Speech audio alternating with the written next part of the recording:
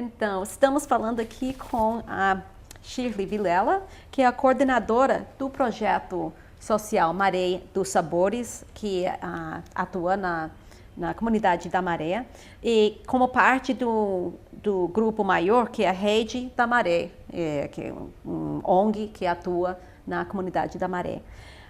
Então, eu queria começar um pouco falando sobre o trabalho com essa organização, de que se trata essa Maré dos Sabores e como que funciona dentro da Rede Maior na Maré.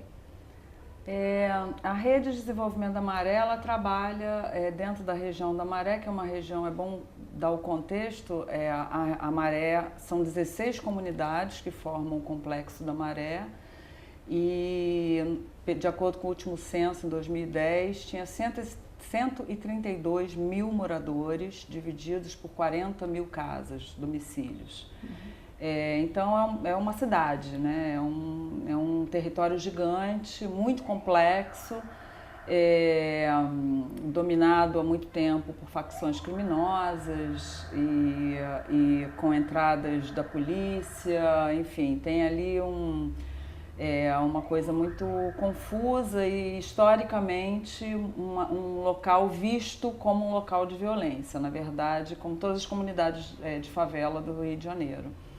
E na verdade é um lugar tremendamente rico culturalmente, muita gente do Nordeste veio para Maré, ela começa com pessoas que vêm do Nordeste procurar uma vida melhor no Rio e começa a se instalar ali na Maré. Então é um complexo que tem muita gente e muito desestruturado, apesar de ter escolas, postos de saúde, não é um lugar totalmente abandonado pelo poder público, mas a escola é de péssima qualidade, o posto médico raramente tem médico, é aquela situação muito precária. E a Rede de Desenvolvimento da Maré, ela vem atuando lá já há vários anos, há uma década, e ela atua sobre vários aspectos. Ela atua na parte da educação, tentando melhorar a educação dentro das escolas da Maré. Ela atua na parte de segurança pública, onde ela mantém um diálogo com outras organizações e com o poder público, Secretaria de Segurança, etc., para tentar discutir que política pública que seria interessante para aquele território, para as pessoas que vivem ali. Trabalha com comunicação, trabalha com arte e cultura e desenvolvimento territorial, que é onde nós entramos, né? O Maré de Sabores é o único projeto da Rede da Maré voltado exclusivamente para mulheres, né? A Maré, a Rede da Maré, embora tenha em seu estatuto, em toda a sua documentação, uma transversalidade em gênero e raça, porque desde sempre percebe o quanto isso é estruturante na sociedade brasileira, sobretudo nos territórios mais precários e mais pobres, o quanto esse cruzamento gênero e raça é importante e é estruturante. Então, desde sempre teve esse olhar, mas são tantas as necessidades básicas, são tantas as precariedades que acabou a Rede nunca tocando realmente um projeto que fosse voltado para mulheres. O Maré de Sabores vem suprir essa lacuna. Ele começou em 2010 por uma demanda das próprias mulheres, mães de alunos que trabalhavam nas escolas, mães de alunos que estudavam nessas escolas assistidas pela Rede. E elas diziam, vocês oferecem tantas atividades para os nossos filhos, a gente quer atividade também, a gente é dona de casa, a gente cuida dos nossos filhos, mas a gente queria fazer alguma coisa, o que vocês podem, né? E aí, a partir daí, começou uma grande discussão, se viu que as mulheres cozinham, mas que, assim, elas nunca tiveram uma qualificação profissional nisso. E juntou esse momento com uma pessoa que é gastrônoma, se formou em gastronomia na universidade e foi moradora da Maré por muito tempo. E ela, nesse momento, veio para a Maré e falou, não, então vamos oferecer uma oficina, um workshop de gastronomia para essas mulheres. E elas vão ter uma qualificação profissional que permite que elas trabalhem em algum restaurante, que elas abram uma coisa dentro da casa delas mesmo, no sentido de vender coisas e ganhar um dinheirinho. Então o projeto começa dentro de uma escola, 6 meses depois ele sai da escola e vai para um outro espaço, que é a Lona Cultural da Maré, que é gerenciada, é um equipamento público da prefeitura, mas que a Rede da Maré é quem faz a gestão desse local. Então, adaptou-se lá 2 salas, se transformou numa cozinha e o Maré de Sabores começou ali. Então, o que a gente faz é qualificação profissional de mulheres da Maré em gastronomia, e a partir daí se conformou um coletivo de mulheres que começou a fazer pequenos buffets, pequenos serviços de catering para eventos, um seminário, elas faziam coffee break, um coquetel de lançamento de livro, uma festa de final de ano. Ali mesmo, na Maré. Para redes, para o Observatório de Favelas, para a Universidade Federal, que é ali do lado, com quem a Redes mantém muito vínculo. Então, se tinha um seminário na escola de engenharia, eles chamavam o Maré de Sabores para fazer o buffet. E assim, isso vem acontecendo já há 3 anos. Com muito sucesso, porque o número de mulheres cresceu, o número de eventos que a gente faz por ano também cresceu. Esse grupo tem aproximadamente entre 10 e 20 mulheres, a gente consegue, se a gente precisar, né? Mas tem um grupo core, assim, um grupo mais fixo, que é de umas 10 ou 12 mulheres, e tem outras que a gente pode, que tem os seus trabalhos, que tem outras atividades, mas que a gente também, em caso de necessidade, elas também vêm.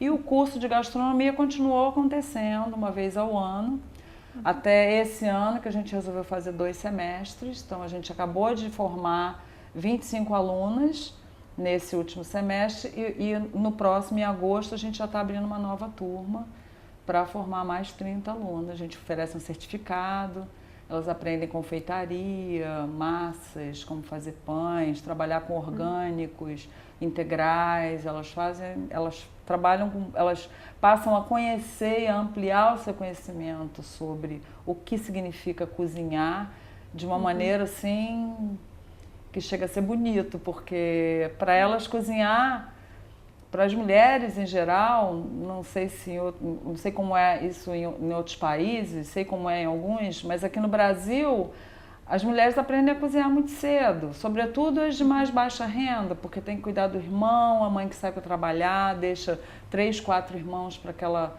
às vezes uma menina, né, de 10, 11 anos cuidar e fazer o almoço. Então é uma coisa que vai meio que aprendendo ali no automático, né, vai absorvendo quase aquilo, né, como uma coisa parte da vida, né, que na verdade, né, cozinhar para si mesmo é uma parte da vida, mas no caso delas é mais uma necessidade mesmo de e nunca tem oportunidade de realmente aprender alguma coisa mais, algum aspecto, outros aspectos interessantes, nunca param para pensar no que significa aquele ato de cozinhar. Nunca param para pensar no que significam os meios de produção alimentar, o que significa produção orgânica, produção integral, o que é um alimento integral, o que ele tem que o outro não tem, os alimentos refinados, transgênicos. Então, toda essa noção a gente passa para elas. E elas também fazem aula de gênero e cidadania, que eu sou responsável por essa parte, que de gastronomia eu não entendo nada, mas eu entendo de gênero um pouquinho e essa parte que eu faço. Então todas as que fazem, passam pelo curso de gastronomia, têm que fazer também o curso de gênero e cidadania. A gente chama gênero e cidadania, mas é mais eu costumo dizer que são encontros riquíssimos, onde ocorrem trocas muito interessantes. Todas as aulas eu aprendo alguma coisa, então é uma troca mesmo, não é aula. É claro que eu levo algum conhecimento para elas sobre violência contra a mulher, sobre Lei Maria da Penha, sobre os mecanismos, né, protetivos que a lei oferece. A Lei Maria da Penha é uma lei de proteção contra a violência, pelo enfrentamento da violência contra as mulheres, que criminaliza a violência contra as mulheres de fato, de 2006. Então, desde então, vários mecanismos, instrumentos, ferramentas foram colocadas à disposição das mulheres para que elas realmente tenham esse recurso, né? O projeto também tenta dar conta um pouco disso, porque nessa parte, assim, quando você Bom, é claro que o ciclo de violência contra a mulher, ele é um ciclo que envolve muitos aspectos, né? E um deles é, às vezes, não só isso, mas às vezes a própria dependência financeira que aprisiona ela, não permite que ela faça muitas escolhas no momento em que ela tem filhos e ela não pode sair, ela não tem qualificação, ela não tem educação formal.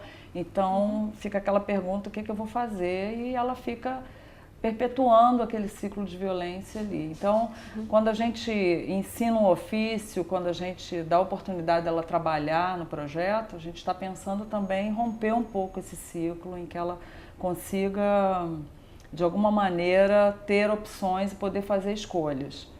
Não que ela tenha que sair de casa, tenha que tomar alguma atitude, porque isso é uma decisão muito pessoal, mas ela pode ter outras escolhas. Né?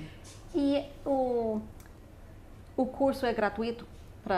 Tudo. E como que é financiado? Não só esse projeto, mas as redes em geral? É um ONG? É. E tem financiamento de onde? Pois é, ela tem financiamento, tem diversos apoiadores e financiadores, né? O principal projeto da Redes hoje, e já há algum tempo, é esse programa Criança Petrobras, da onde nasceu, que é feito nas escolas, que é da onde nasceu o Maré de Sabores. Onde eles trabalham com todos os profissionais das escolas, com os responsáveis e com as crianças, com os estudantes e as estudantes. E esse projeto é financiado pela Petrobras, que é a Companhia Brasileira de Petróleo, né? É a estatal de petróleo. E tem outros financiadores internacionais, a gente tem apoio da ActionAid Brasil, da Fundação Ford, alguns projetos, porque aí cada projeto também vai captando e vai trazendo recursos. A gente já teve financiamento da Caixa Econômica Federal, que é um banco também privado estatal, e uma coisa no meio caminho. Hoje não temos mais, temos o Instituto Lojas Renner, que está agora, a gente participou de um edital ano passado e esse ano a gente está construindo a Casa das Mulheres da Maré, que é um projeto, é um plus ao projeto Maré de Sabores. Né? Ele nasce a partir da ideia do Maré de Sabores, e aí a rede tinha esse terreno e a gente está construindo uma casa de 3 andares, onde vai funcionar o Maré de Sabores, sair desse espaço adaptado para realmente um espaço feito para ele funcionar, tanto a parte de aula, de gastronomia, quanto a parte do buffet, quanto a parte de um restaurante. A gente vai ter um restaurante pequeno que vai servir a comunidade, que também é uma coisa interessante, sobre vários aspectos. E também a gente pretende ter outras qualificações profissionais ali, pretende ter assistência jurídica, oferecer assistência jurídica, assistência psicológica, assistência social para as mulheres da Maré, em parceria com universidades, de alguma maneira trabalhando com parcerias, mas é óbvio, uma casa como essa vai precisar de financiamento, né? A gente, esse é o meu principal trabalho, costumo dizer hoje que o meu principal trabalho é fazer captação de recursos, é tentar encontrar parceiros que viabilizem as coisas que a gente acredita que fazendo dentro da Maré a gente pode garantir uma melhoria na qualidade de vida das mulheres dali. E como começou a rede? Como foi concebido? Pode contar um pouco da história de como a rede e também porque você falou que esse projeto de gastronomia foi a partir das mulheres que são da comunidade, chegando à rede, chegando às pessoas que trabalham na ONG, dizendo, nós queremos uma coisa. Mas quem concebeu a rede em si? A Redes. A Redes ela é fundada por pessoas que já tinham um trabalho comunitário, a maioria deles moradores ou ex-moradores, que se fizeram em determinado momento a seguinte pergunta. Eram pessoas que tinham conseguido chegar à universidade, fazer mestrado, fazer doutorado e ganhar um mundo sob o viés acadêmico também. E eles sempre olhavam para trás e se perguntavam por que nós conseguimos e outras pessoas daqui não conseguem? Por que é tão baixo o número de quem consegue? Então, esse é um trabalho de pesquisa que várias pessoas não só da rede como do observatório, vieram fazendo de tentar se interrogar e entender quais os processos que levam a que alguns consigam e outros não. Dentro de uma mesma família, às vezes você tem uma pessoa que vai para a faculdade e o outro que faz parte do tráfico. Como você explica essa diferença dentro, às vezes, dos próprios lares? Então, a partir daí, eles começaram, essas pessoas, esse núcleo que fundou a Rede da Maré, Eliana, o Edson, Dona Helena, eles foram moradores de lá por muito tempo. Suas famílias ainda vivem ali e sempre foi uma questão assim, a gente precisa oferecer alguma coisa. Bom, essas pessoas tiveram passagens por associações de moradores, fizeram parte de movimentos políticos dentro da Maré. Então, não foi assim só porque elas foram para a universidade, elas tinham um envolvimento realmente político com a comunidade. E a partir disso, elas começam a pensar que o que poderia realmente ajudar, mudar estruturalmente a Maré. E a educação aparece como, né, a educação tem que acontecer. Então, eles criam um curso pré-vestibular comunitário. Esse foi o primeiro projeto da Rede da Maré, dentro da Maré. Isso foi quando? 2006. O curso começa antes. A Rede da Maré é criada oficialmente em 2007, mas esse grupo já vinha trabalhando ou a partir de algumas outras organizações dentro da Maré ou a partir do próprio comprometimento deles mesmo com a comunidade. Então, eles criam esse curso pré-vestibular comunitário, que existe até hoje. Então, por exemplo, em 10 anos, não, menos, em 8 anos, há 8 anos atrás, existia 0,03% de pessoas que já tinham ido à universidade, pessoas da Maré que já tinham ido para a universidade. Não é nem que tivesse graduado, porque essa continuidade a gente não tem esse dado, mas que tinham conseguido entrar na universidade, 0,03%. Em 8 anos já são 2% das pessoas da Maré já conseguiram acessar a universidade. Às custas não só desse curso pré-vestibular, como de outros cursos pré-vestibulares que começaram a aparecer em outras organizações. Então, a partir disso começa curso de línguas, porque aí faz uma parceria com alguém, curso de dança, porque aí trouxe um coreógrafo que queria fazer um trabalho na Maré e fez, depois ele foi embora, entrou outra, e aí tem o teatro, e aí tem arte e educação nas escolas, e aí é capoeira, é grafite, é línguas, é música, é dança, é a segurança pública, que é uma pauta um pouco mais recente, porque não era muito discutido antes, né? Passou a ser uma pauta há poucos anos atrás no Brasil. Então, isso começa a crescer e a ganhar esse vulto todo. E aí tem a procura de financiamento para projetos específicos, como, por exemplo, da cozinha.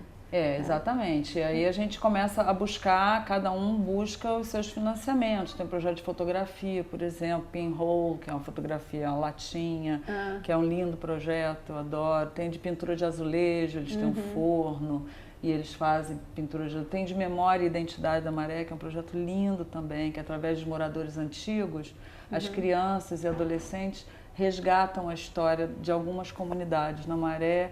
A partir disso vão sendo feitos livros, desenhos, vão dando nome de rua aos moradores antigos, enfim, tem um projeto de resgate e memória assim, que é incrível lá dentro. E vamos então falar um pouco sobre seu trabalho especificamente, não só nesse projeto agora, mas o que levou você a realizar esse trabalho. E queria perguntar primeiro se você vê o trabalho como um trabalho feminista, se você se considera feminista e o que significa feminismo para você?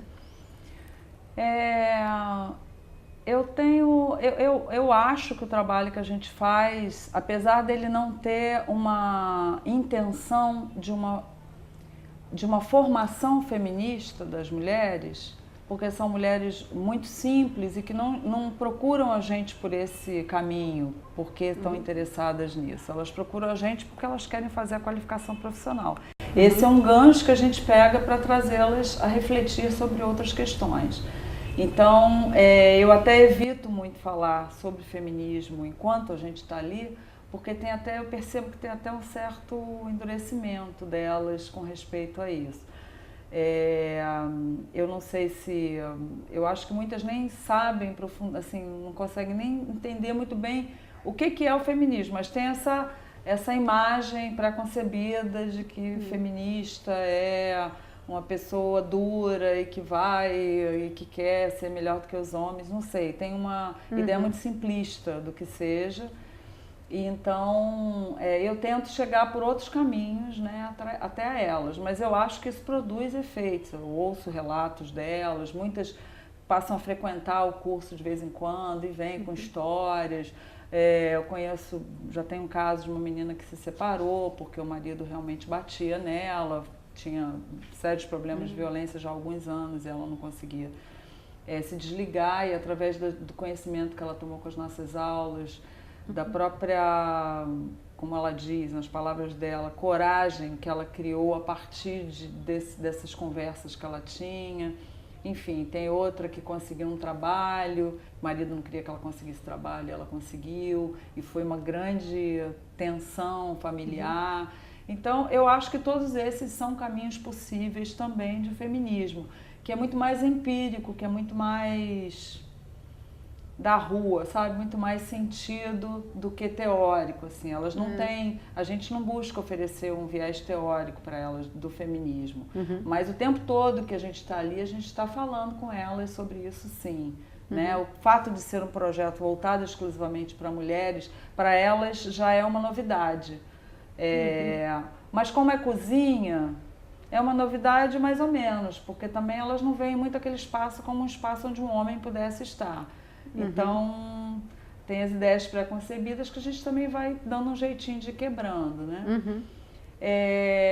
Eu me considero feminista, sim, embora eu não tenha tido uma história baseada muito em teoria feminista, porque o feminismo meio que entrou na minha vida por vieses um pouco diferenciados e eu acabei absorvendo muito bem. Claro, porque eu também já tinha, né,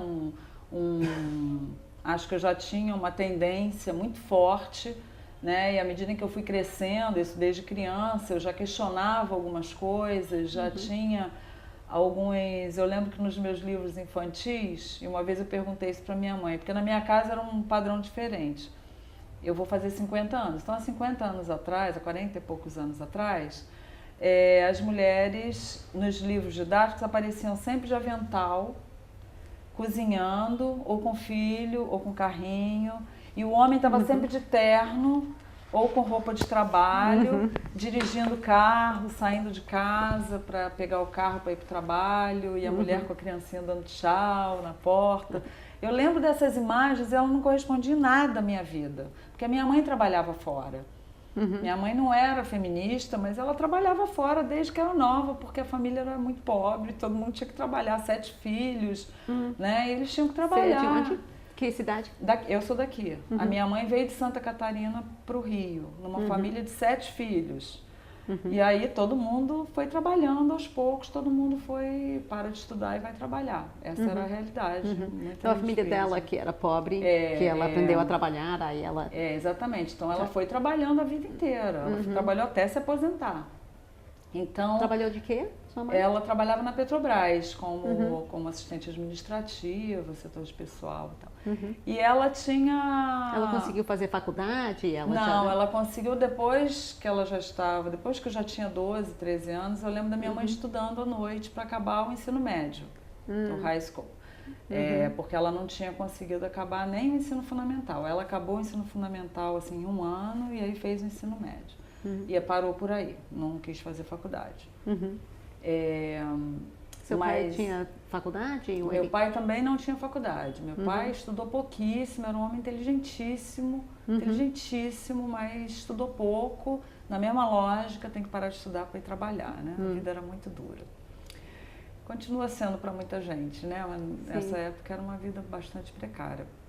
E aí, na minha casa isso não correspondia, porque a minha mãe nunca ficava na porta dando tchau pro meu pai que ia trabalhar. Ela saía antes dele. Ela saía para trabalhar antes dele. A minha mãe nunca estava cozinhando em casa. Ela cozinhava de noite, correndo antes de ir para a aula. Era sempre uma vida muito corrida. Então aquilo ali não correspondia, eu sempre questionava aquilo. Por que a mulher não aparece trabalhando? Minha mãe trabalha. Ela sai para trabalhar todo dia. Por que aqui não aparece? Não tinha os dois modelos. Demorou muito para ter os dois modelos. Ainda hoje os livros didáticos são muito atrasados. As pessoas negras estão sempre numa posição muito subalterna. É o homem de macacão, de mecânico. É a mulher como empregada doméstica, como babá. Ou sempre em profissões assim... Nunca é uma médica negra, por exemplo, uma mulher, né, negra como médica, ou como arquiteta, ou como engenheira num livro. São sempre os homens que ocupam essa posição. Então, ainda hoje, dá para crer. E eu lembro que eu já questionava esses modelos, né? Esses modelos para mim eram estranhos, assim, porque eu via as minhas amigas, as mães ficavam em casa, e eu tinha um conflito com isso, enfim. Conflitos infantis, porque eu também queria que minha mãe ficasse em casa, cuidando de mim. Como criança eu tinha esse pensamento, depois não, depois eu achava que era o máximo ela trabalhar. E aí, bom, eu fui trabalhar, eu trabalhei em jornal, como secretária durante muito tempo, depois fui para o IBASE. O IBASE é uma ONG muito antiga aqui do Rio, fundada pelo Betinho, que foi uma grande figura no Brasil, uma figura bem importante para o Brasil. Com que eu tive o prazer de trabalhar ainda. E ali tinha um núcleo que era um núcleo que cuidava desses assuntos, dos assuntos mais de gênero mesmo. Acompanhava Beijinho, eu lembro da Sônia Corrêa, que é uma feminista histórica. Ela indo para Beijinho, ela trabalhava junto com Magali, enfim. Sempre tinha uma discussão muito intensa, era bom ouvir. E para onde Beijinho? Beijinho. Beijinho, sim, para a Conferência Mundial da ONU. Sim. E acompanhava todos os... Que ano foi? 95? Creio que foi 95. E antes disso teve Copenhague, do desenvolvimento humano, que já teve também do Cairo, enfim.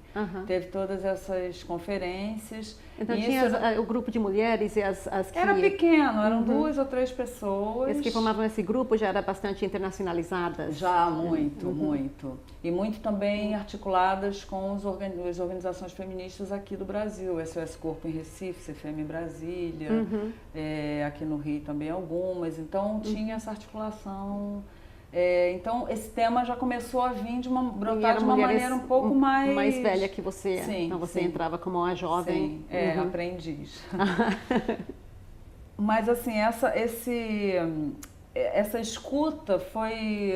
Sabe aquela sensação de que você encontra a coisa encaixa, né? Você tem um pensamento que você não sabe muito bem de onde que vem, como que você discute, de repente ouvir tudo aquilo Opa, mas peraí, é isso mesmo que eu sinto. Então, é o seu sentimento com aquilo que você está escutando, né?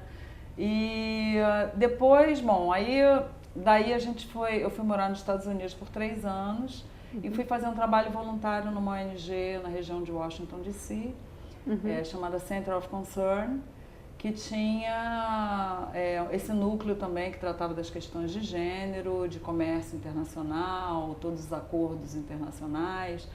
E eu fui fazer esse trabalho voluntário lá, porque, enfim, eu ficava em casa só, trabalhando em casa, porque não me deixaram trabalhar, me deram um visto que eu não me permitia trabalhar nos Estados Unidos. Porque você foi, seu marido... Meu marido foi trabalhar, casada, foi com o marido. E aí como era depois do 9/11, foi em 2003, toda a lei de vistos havia mudado e a gente não sabia, eu só descobri isso lá. E aí o trabalho voluntário foi assim um refresco na vida, foi muito bom. E lá eu comecei a trabalhar com vários movimentos de mulheres na América Latina toda, porque eu fazia um boletim, eu recolhia informações para um boletim que era do Comitê de Mulheres da Aliança Social Continental, Hemispheric Social Alliance. E esse comitê tratava de pegar iniciativas, acontecimentos, eventos de organizações feministas, organizações de mulheres por toda a América Latina, América Central, Estados Unidos mesmo, Canadá, todo o hemisfério.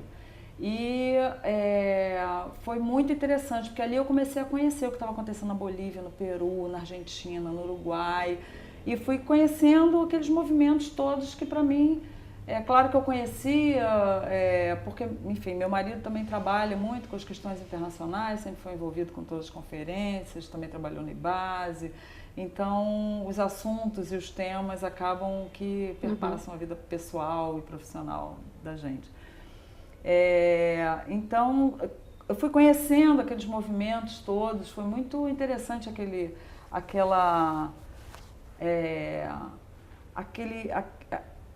perceber o quanto isso estava vivo e muito forte, e aqui na América Latina, porque a gente tem um problema aqui no Brasil, né? O Brasil é isolado na América Latina, eu acho que mais porque se isola do que porque é isolado, porque a questão não é só a língua, tem uma questão que não... Então a gente não sabe muito o que está acontecendo pela América Latina e América Central. A gente não troca muita informação, desde a parte cultural, de artes, música, teatro, cinema, tudo, com exceção do cinema argentino, que é maravilhoso, e tem chegado ao Brasil, mas a gente não sabe muito o que está acontecendo, a não ser que você esteja realmente metida dentro de alguma situação que te permita ter esse conhecimento, caso contrário não. Então foi um sopro assim de... Poxa, que bacana que isso está acontecendo, tudo, né? Eu lembro das mulheres da Bolívia que tentaram estatizar a água, tentaram privatizar a companhia de água, e elas fizeram um movimento lindo por vários municípios, e eu percebia que eram lugares bem pequenos, e mesmo assim elas conseguiram ter um alcance e reverter a situação, e a privatização teve que dar para trás, e teve que estatizar de novo, e tudo voltou como estava. Então, eu achei aquilo muito poderoso, muito forte. Quando eu voltei para o Brasil, a gente foi morar em Brasília. E aí eu fui trabalhar no que era, naquele momento, o Unifem, e que passou a ser a ONU Mulheres, em 2011, né? Início de 2011. Eu peguei essa transição de Unifem a ONU Mulheres. Lá eu fiquei 5 anos, coordenando um projeto de orçamentos sensíveis a gênero. Eu não fui para coordenar, eu fui ser assistente, né, da coordenação, e até que a coordenadora saiu, e eu fui aprendendo daquilo, fui me apropriando daquilo, até que eu estava funcionando mesmo com o coordenador e acabei assumindo mesmo esse papel. E era super interessante, porque aí já pegava um outro mote, que era o mote do orçamento, da questão orçamentária mesmo, de planejamento e de orçamento dos países. A gente trabalhava com governos locais, com municípios, no Brasil, Argentina e Uruguai. E em alguns deles a gente também tentava trabalhar a questão a nível nacional. Embora esse fosse um pouco mais difícil de alcançar, a gente não tinha perna, né, para dar conta. Mas conhecer essas realidades locais e poder trabalhar a partir do âmbito local com organizações de mulheres vinculadas ou em parceria com prefeituras, com municipalidades, como aconteceu em Rosário, na Argentina, por exemplo, que foi um movimento muito interessante, que essa parceria não se dava antes, era difícil, era arranhada. E a gente, de alguma maneira, foi conseguindo, através do trabalho com orçamento, a gente foi conseguindo trazer, fazer uma parceria um pouco mais interessante, elaborada, se juntou à universidade. Então, acabaram construindo ali um início de um trabalho que eu espero que tenha progredido depois. Mas a gente trabalhava em Montevidéu, aqui em Recife também, que também foi um trabalho bem interessante. E dentro do Unifem, óbvio, né, que aí todas as questões, gênero, cruzamento, gênero e raça, aqui no Brasil era muito forte esse núcleo, tinha um projeto bastante grande, um projeto latino-americano, que tratava exatamente dessas questões de gênero e raça. Enfim, e dentre outros temas, violência contra a mulher, que aí perpassa por tudo isso, e todas as formas de conversas, discussões, participação em seminário, enfim, reuniões incluindo os mais diversos segmentos, movimentos de mulheres, governos, universidade, enfim. A gente conseguiu, enfim, eu consegui, na verdade, me apropriar muito desses temas a partir dessa prática cotidiana, né? E a partir das minhas viagens para a América Latina, que aí eu cumpri aquilo que já tinha começado antes. Eu fui ao Peru, eu fui ao Equador, eu fui conhecer de perto em viagens onde a gente tinha que se encontrar os grupos, Panamá, Bolívia, Peru, Argentina, Uruguai, Paraguai. Então a gente conseguiu fazer um trabalho bem... Então, para você, a relação entre teoria feminista e própria concepção do feminismo, o que é feminismo, é muito relacionado com o trabalho em projetos que você está fazendo. Sim, muito mais sempre empiricamente. Com uma visão internacional. Muito mais empiricamente e meio que aprendendo um pouco mesmo.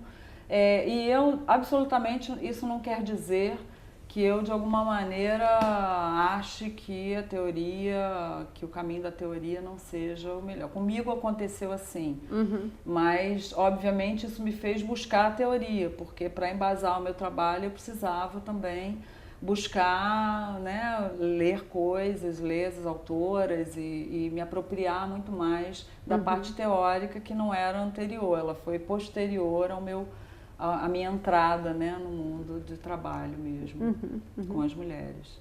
E aí, quando você veio ao Rio, você procurou trabalhar em movimentos sociais mais locais, porque você vem de uma experiência muito internacional, da ONU, e indo para diferentes países. Agora você está trabalhando é uma comunidade grande, mas é uma comunidade, local, né? mais trabalho que chama de trabalho de base, trabalho de comunidade mesmo. Exatamente. Você foi de uma coisa global, mundial, pensar em mulher e gênero num sentido muito grande. Aí você agora está trabalhando numa aplicação bem local. Como você esse caminho é muito interessante. E foi rápido, assim. Eu vim para o Rio ainda trabalhando no Mulheres, porque o projeto estava fechando. E aí eu fiquei aqui no Rio ainda trabalhando 6 meses. E quando eu acabei esse trabalho, eu fui convidada pela diretora da Redes, que me conheceu em algum momento, soube que eu fazia trabalho com isso e tinha esse projeto que ela não sabia o que fazer com ele. O projeto cresceu muito além da conta, ela não sabia o que fazer. Mas preciso dar para alguém que entenda disso, que tenha algum viés, que tenha algum conhecimento disso para tocar, porque a gente não está dando conta de tocar. Porque o projeto, claro, começou sem nenhuma pretensão e acabou crescendo mais do que as pessoas podiam dar conta. E era o que ela dizia, o projeto Maré de Sabores. O projeto Maré de Sabores. Então você entrou para aquele projeto? Para aquele projeto, exatamente. Porque o projeto realmente nasce sem nenhuma pretensão, ele nasce como uma oficina para aquelas mulheres e de repente ele vira uma coisa muito maior, que já vem 3 anos, crescendo.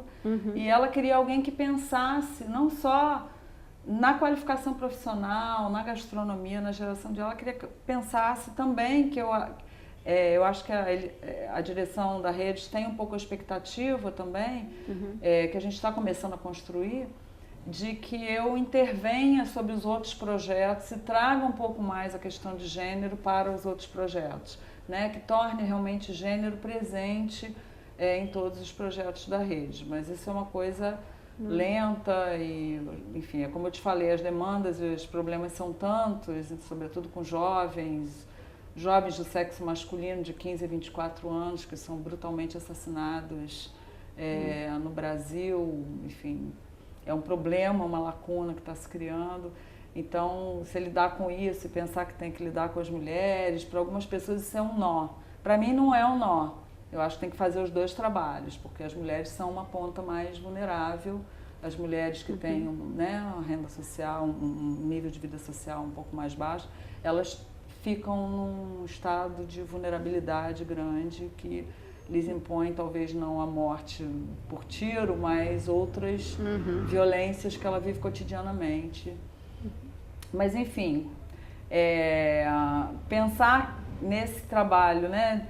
Eu trabalhava no escritório em Brasília, tinha pouquíssimo contato, na verdade, com as organizações que a gente apoiava. A gente apoiava várias organizações. 2 vezes por ano eu fazia essas rondas, né, essas viagens, para poder me inteirar do que estava acontecendo, me reunia com as organizações. Mas era isso, eu não estava ali no dia a dia acompanhando o trabalho delas. Eu tinha pessoas que faziam isso nos locais. E, de repente, estar ali, trabalhar com elas diretamente, nossa, mas é um salto brutal. Não saberia muito nem te explicar, assim. Eu me sinto muito mais... para mim, o trabalho muito mais interessante é esse que eu faço hoje, em termos de estar junto com as mulheres, de perceber diretamente quais são as principais demandas, as principais questões ali daquela comunidade, das mulheres daquela comunidade, que são muitas. Também falar as mulheres parece que é só um tipo de, assim, as mulheres são muitas categorias de mulheres, né? Algumas que nem dá para categorizar muito, que misturam categorias, enfim. Então, observar isso diretamente, nossa, é de uma riqueza, não que não tenha sido, né? Foi um outro tipo de riqueza. Mas o trabalho com as organizações mesmo, com a organização de base, com as mulheres ali da ponta, é intenso, é forte, é poderoso e a gente vê a coisa acontecer, é muito legal, sabe? A gente perceber como que aquela pessoa vai mudando aos pouquinhos, vai se empoderando e já muda o discurso que ela chegou era o discurso que ela está 1 ano depois é completamente diferente, ela já está totalmente empoderada. Então, assistir a esse movimento e essas transformações é muito interessante. É muito interessante também seu movimento de uma organização global, internacional, de financiamento, e onde a questão teórica está sempre presente para um trabalho muito prática, muito do dia a dia, da vida, né, das mulheres.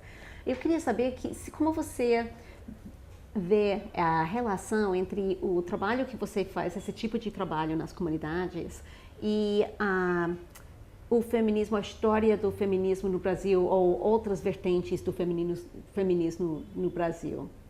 Ou seja, se isso é típico, porque se eu estou ouvindo bem o que você está falando, dentro da ONG, da Mares da Redes da Maré, tem várias pessoas que trabalham, que têm interesse, que têm uma formação teórica de gênero, que têm interesse em mudar relações desiguais de gênero e que estão trabalhando através desses movimentos sociais, dessas oficinas, desses cursos de capacitação, e você está lá para ajudar a fazer esse trabalho. Então, é uma forma de trabalho feminista. Sim. Dentro dos movimentos assim, de base, de movimento social mais amplo. E você vê isso como uma coisa muito comum no Brasil, ou isso é uma atuação feminista muito específica? Como você vê dentro do contexto do feminismo no Brasil mais amplo? Eu vi por várias experiências, inclusive a minha experiência no IBASE, as outras organizações que eu conheço, grandes organizações, grandes ONGs no Brasil, a própria universidade, enfim. Na verdade, há uma enorme dificuldade em absorver a questão de gênero como uma questão estruturante. Na teoria, isso é absorvido, mas no trabalho cotidiano dessas organizações, são poucos os projetos. Se a gente for falar, né, raramente hoje uma organização trabalha só com um tema, né? Então, dentro daqueles temas que aquela organização trabalha, por mais que, se você lê o projeto, está ali inserido, que tem um trabalho, que tem um olhar para essa desigualdade de gênero, que implica em tantas consequências para a vida real das mulheres, embora isso esteja descrito ali, raramente você percebe, tá muito no discurso, não está na prática. Quando chega na prática, eu percebo isso na rede, percebia isso no IBASE, percebia isso em várias organizações que eu já tive o convívio. Fora as organizações de mulheres, evidentemente, que trabalham com esse tema diretamente, mas as organizações mistas, como a gente chama, que são as organizações que trabalham tanto com homem, não são voltadas só para um público, elas têm muita dificuldade de absorver. E eu acho que isso é um pouco histórico. Eu acho que há um movimento de mudança nisso, há uma tentativa de romper um pouco isso. Foi mais fácil, por exemplo, eu percebo, absorver raça, porque no Brasil o racismo é tão escandaloso, né? Assim, na minha opinião, as pessoas dizem que é velado, eu não vejo nada de velado, eu vejo tudo muito escandaloso. Que a questão da raça, ela entrou de sola e ela conseguiu ser introduzida em vários projetos dentro dessas organizações. Mesmo que o assunto e o tema principal não fosse raça, de alguma maneira se conseguiu fazer recortes ali dentro e inserir esse tema. O tema de gênero já não é tão simples, né? O tema de gênero você tem que estar o tempo todo chamando atenção, mesmo às vezes, por exemplo, na ONU a gente tinha muito essa discussão, né? A ONU como instituição, né, um negócio de louco, uma coisa gigante que está em 190 países, tem regras, né, internas bastante rígidas, porque elas têm que servir para todos os países, para cada um deles, e tem que conviver também, por outro lado, com culturas e realidades muito diferentes em cada um desses países. Então, a gente percebia que havia uma dificuldade às vezes, né? Mesmo tendo ONU Mulheres, era como assim, não, a ONU Mulheres cuida disso, a gente não tem que cuidar. Então, se você pega, sei lá, a questão de refugiados, né? Tem que ter a maioria das pessoas que está ali, em geral, por dados que eu já li, são de mulheres, porque né, as mulheres fogem com as crianças, muitas vezes os homens vão para lutar ou são pegos como, enfim, né, em situações de guerra, tem muito essa questão da mulher fugir com a criança enquanto é tempo, né, com as crianças. Então, os campos de refugiados tinham que ter um trabalho específico, na minha opinião, com mulher, na minha de várias pessoas. Havia um pouco essa discussão. Outras agências que o próprio PNUD, que acabava, existe um conselho, não, como era o nome daquilo? Era um grupo de trabalho, um GT de gênero, que incorporava aqui no Brasil, todas as organizações tinham que fazer. A OIT, por exemplo, traz isso bem. A OIT conseguiu incorporar muito bem a questão de gênero e trata a questão de trabalho e gênero de uma maneira bastante intensa, com um trabalho de impacto mesmo, né? As pesquisas, enfim, campanhas, a questão das empregadas domésticas, elas cruzam a coisa de raça e gênero. Eu acho que a OIT consegue absorver isso de uma maneira interessante, a OMS talvez, bem que eu estou falando dessas duas, mas na verdade no complexo da ONU elas estão um pouco mais independentes, mais soltas. Mas enfim, mesmo quando você pensa numa organização assim grande, até o micro, que é uma organização local como a Rede da Maré, você tem a dificuldade de trazer o gênero. Eu acho que isso é histórico, acho que tem uma tendência de mudança. Eu percebi isso no Center of Concern, lá nos Estados Unidos também. Tinha esse núcleo de gênero que trabalhava com essas questões, mas o resto da organização não absorvia muito, não tinha muito essa troca. O que eu acho que estava no momento de mudança, naquele momento que eu estava trabalhando lá, eu lembro que essa discussão estava meio que, não, mas tem que incluir aqui um eixo de gênero na questão dos Bretton Woods, que era uma discussão sobre, né, as questões financeiras, estruturais e tal. Então, tinha sempre alguém chamando atenção para isso. Eu acho que eles estavam no momento de adequar um pouco mais. E eu acho que esse é um movimento que eu gostaria de ver acontecer nas organizações em geral. A universidade também tem essa dificuldade, né? Acaba que são alguns departamentos criam uns núcleos de estudo, não sei como é nos Estados Unidos, mas aqui fica meio que aquele núcleo isolado que trata de gênero, mas como se gênero não perpassasse todos os temas, né? Como se as mulheres não estivessem vivenciando situações diferenciadas sobre todos os temas. Então, a sociologia, a antropologia, na economia, em tudo isso deveria ter um viés de gênero, né? Como eu te falei, eu fiz letras. A gente conversou antes, eu fiz letras e na hora de fazer a minha monografia de final de curso, eu trabalhava em ONU Mulheres nessa época e eu falei, não vou fazer, eu queria fazer uma coisa útil, que servisse tanto para mim como estudiosa, quanto para outras pessoas. E eu percebi que no Brasil não tem essa discussão sobre linguagem sexista. E não tem nem o questionamento, nem a discussão, é como está dado isso. É assim porque foi criado assim e pronto. A gramática diz isso, a gente acata a gramática e está tudo certo. E eu questionava, desde que a Dilma assumiu a presidência, que ninguém consegue chamar ela de presidenta. E isso sempre foi motivo de muita discussão. Quando eu estudava, ela assumiu quando eu estudava na faculdade. E eu sempre trazia essa questão e sempre eram discussões. Eu lembro do dia que ela foi eleita, na madrugada eu fiquei acompanhando os telejornais e havia essa discussão, como que a gente vai chamar ela? E agora? Como que a gente vai chamar? E ali ficou decidido que, nas organizações Globo pelo menos, ou ali eu acho que já era uma decisão anterior dada e que eles discutiram ali, mas se configurou ali, nós vamos chamá-la de presidente, porque presidente é comum de dois gêneros, é um substantivo comum de dois gêneros, portanto ele admite a masculino e feminino. Então vamos continuar chamando ela de presidente, porque presidenta é muito feio.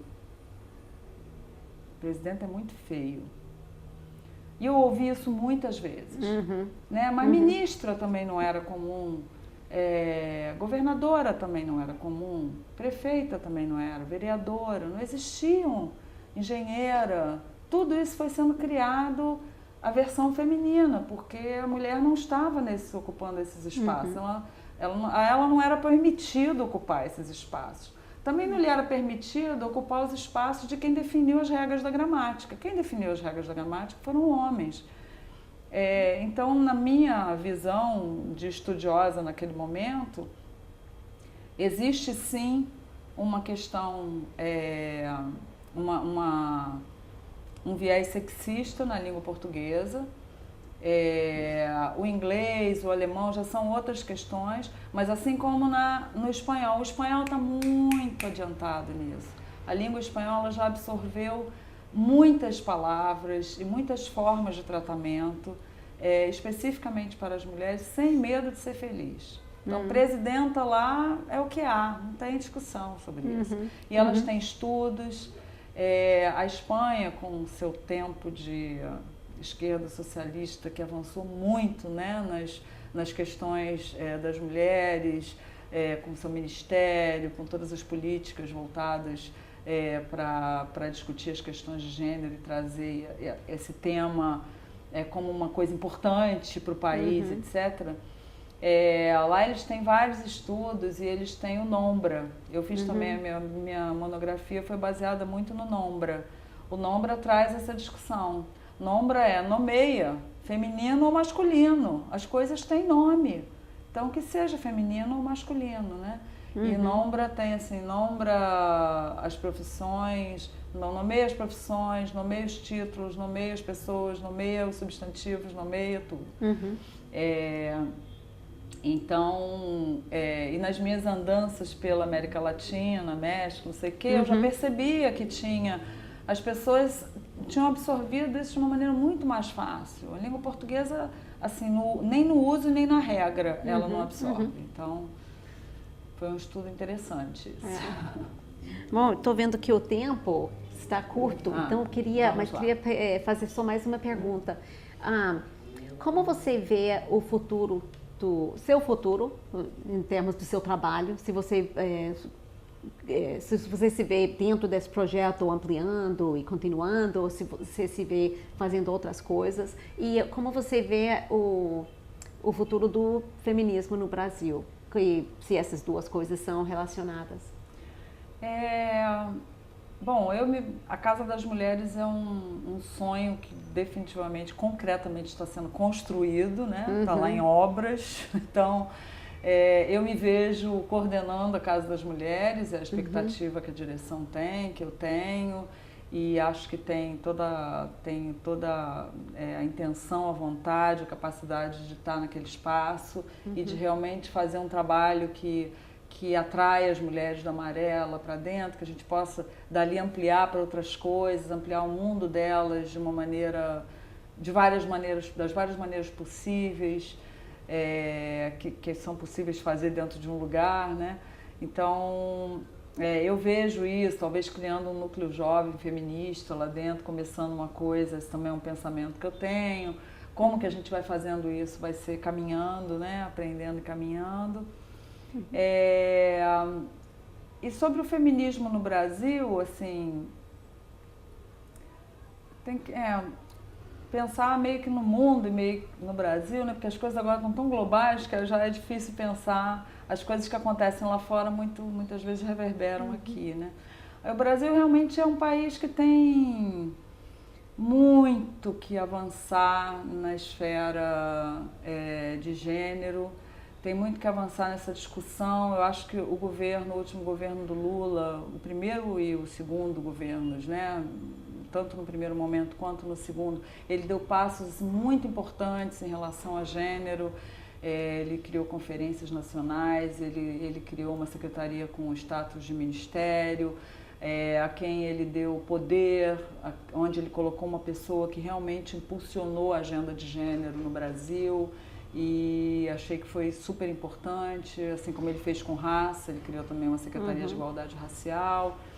Então foram avanços muito significativos e que com a entrada da Dilma, que a gente tinha a expectativa de, por ser mulher, avançar mais, eu acho que a gente não avançou muito não, acho que a gente permaneceu onde a gente estava, se é que não retroceder um pouquinho, mas eu acho que assim, esse tema ele tem que vir, ele tem vindo, ele tem acontecido, essa coisa das redes sociais, apesar das críticas que eu tenho às redes sociais, embora eu participe delas evidentemente, né?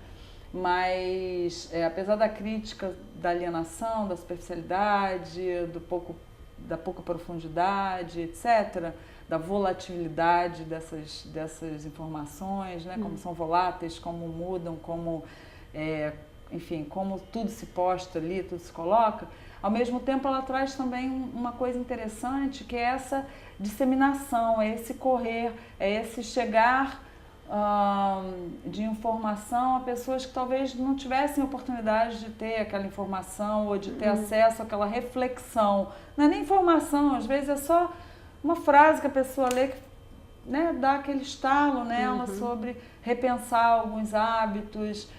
Há pouco tempo teve uma campanha chamada Chega de Fio-Fio.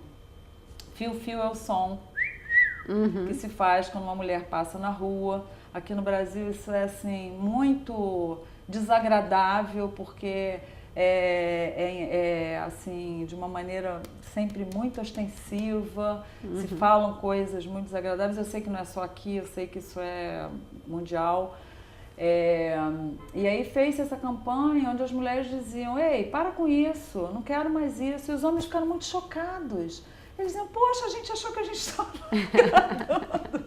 Então, assim, trazer um dadozinho bobo como esse, de que 70% das mulheres se sentem incomodadas, se sentem assediadas, se sentem invadidas com as coisas que são ditas na rua, os olhares.